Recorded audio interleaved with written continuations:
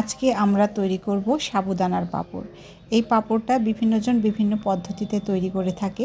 আমি আজকে আপনাদের জন্য সহজ একটা পদ্ধতি নিয়ে এসেছি। আশা করি এতে আপনারা অনেক উপকৃত হবেন। এটা আমরা সবাই ছোট বড় সবাই খুব পছন্দ করি। আমি এখানে 2 কাপ সাবুদানা নিয়েছি। এই 2 কাপ সাবুদানাতে আমরা একটু লবণ দিয়ে নেব প্রথমে। এই লবণটা আপনারা অ্যাভয়েডও করতে পারেন। আমি এখানে খুব সামান্য দিয়েছি, হাফ চা চামচ দিয়েছি। এখন আমরা এতে 2 কাপ সাবুদানার জন্য 4 কাপ পানি দেব, দিয়ে আধা ঘন্টার জন্য ভিজিয়ে রাখব।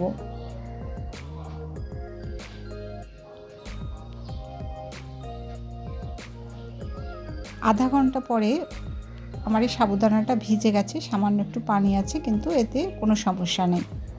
এখন আমরা পরবর্তী প্রসেসে চলে যাব। সাবুদানাটা অনেক ফুলে উঠেছে দেখেন। এবার আমরা একটা পাতিলে পানি দিয়েছি, চুলায় পানিটা ফুটে ওঠার সঙ্গে সঙ্গে আমরা সাবুদানাটা দিয়ে দেবো, পানি সহ দিয়ে দেব। এটা দিয়ে ঘন ঘন নাড়তে হবে, যেন নেড়ে নিচে লেগে না যায়। আমি এখানে 2 কাপ পানি দিয়েছি, দরকার হলে আমি আরও পানি যোগ করব পরে। মিডিয়াম আঁচে আপনারা রান্না করবেন। আধা ঘন্টা পরে দেখেন আমার সাবুদানাটা এই পর্যায়ে এসে গেছে। এটা পানি আর সাবুদানা পুরাপুরি মিশে গেছে। অনেকে এটাকে ব্লেন্ড করে নেয়, আমাদের ব্লেন্ড করার কোনো দরকার নাই। এতে আমি মোট 11 কাপ পানি দিয়েছি আর সময় লেগেছে আধা ঘন্টা। আপনারা খেয়াল রাখবেন পানি যেন উপরে না থাকে, যেন মিশে যায় পুরাপুরি সাবুদানার সঙ্গে পানিটা। দেখেন, এখন আমরা একটা পলিথিন নেব। আপনারা ইচ্ছা করলে স্টিলের প্লেটে তেল দিয়ে এটা দিতে পারেন, কিন্তু আমি পলিথিনের উপরে দিচ্ছি তোলার সুবিধার জন্য। পলিথিনের উপর দিলে তেল লাগবে না। আপনারা প্রথমে ছোট ছোট গোল গোল করে দিতে পারেন। আমি আপনাদেরকে দেখিয়ে দিচ্ছি, এভাবে রোদে দিবেন। কড়া রোদ লাগবে। 2 দিন যদি রোদ পায় তাহলে 2 দিনে এটা শুকিয়ে যাবে। আমি এটা ছোট ছোট গোল না করে পুরা কাগজ জুড়েই দিব, পলিথিন জুড়েই দিয়ে দিব।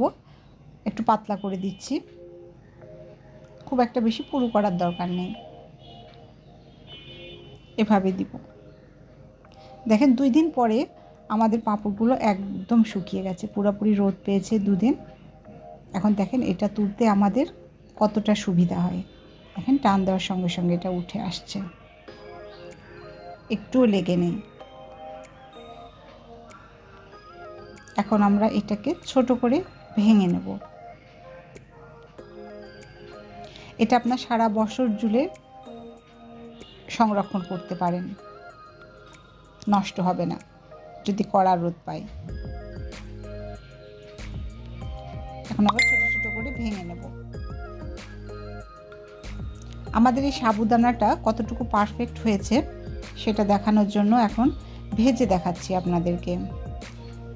তেলটা খুব ভালো মতো তাতলে এর মধ্যে সাবুদানার পাঁপড়টা দিয়ে দিচ্ছি, সঙ্গে সঙ্গে ফুলে উঠবে।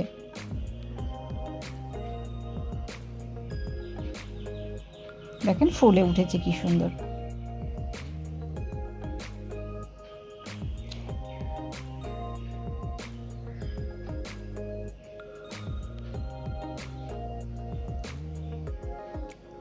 তৈরি হয়ে গেল আমাদের সাবুদানার পাঁপড়। এটা আপনারা পরে চিনি ছিটিয়ে দিয়ে খেতে পারেন, আর কেউ যদি ঝাল খেতে পছন্দ করেন তাহলে বিট লবণ এবং শুকনো মরিচের গুঁড়ো উপরে ছিটিয়ে দিয়ে পরিবেশন করতে পারেন। তবে এটা চিনি দিয়ে বেশি ভালো লাগে খেতে।